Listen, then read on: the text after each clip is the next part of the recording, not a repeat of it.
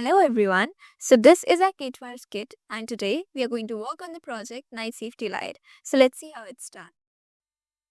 First, we will connect the power to the positive of the LDR, then its negative to the ground, then output of the LDR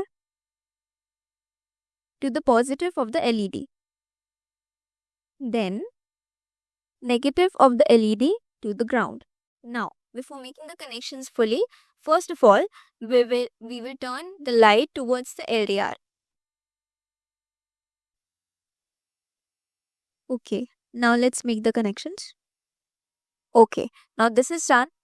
To check, first of all, we will use an object to block the light. I am using my hand for instance. Let's see. Now, you can notice how the light starts glowing as soon as the beam of light breaks. And this is how it's done.